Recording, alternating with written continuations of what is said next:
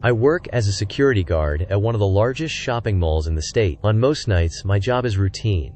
Patrol the endless corridors, check locked shops, and radio in with the other guards. But that night, the night before Halloween, everything changed. It started during my evening shift.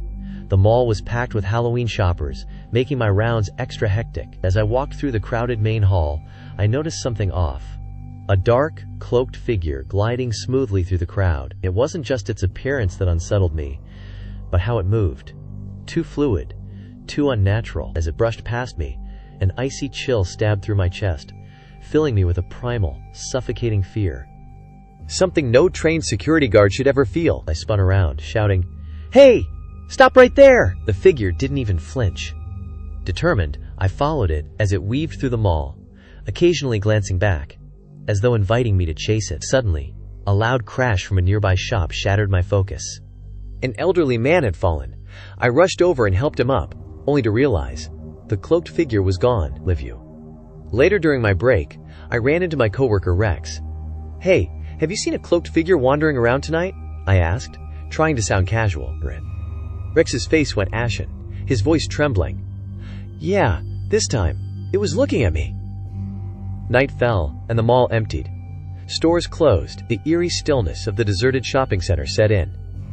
My shift continued on the bottom floor, where darkness stretched far beyond the dim beam of my cart's spotlight. Then, the laughter started. Faint, echoing giggles echoed through the empty halls. Children's laughter. Impossible.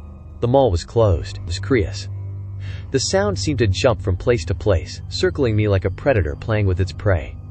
"Who's there?" I shouted, my voice bouncing off the dark walls. Suddenly, bang!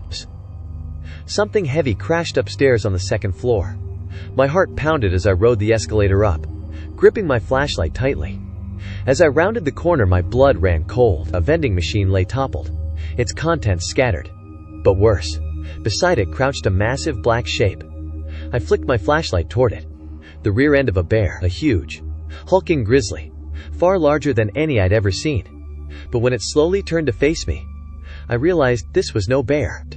Its front half was that of a bobcat, its twisted face disfigured by glowing red eyes and razor-sharp fangs. Drool dripped from its open maw as it locked onto me, hatred burning in its unnatural gaze. With a grotesque, bone-crunching sound, it rose up on its hind legs, towering over me at 8 feet tall, balancing on its grotesque, clawed paws. Then, in a distorted, mimicked version of my own voice, it rasped, "Who's there?" Before I could react, it let out a blood-curdling screech, an inhuman, soul-piercing sound that shattered the silence of the entire mall.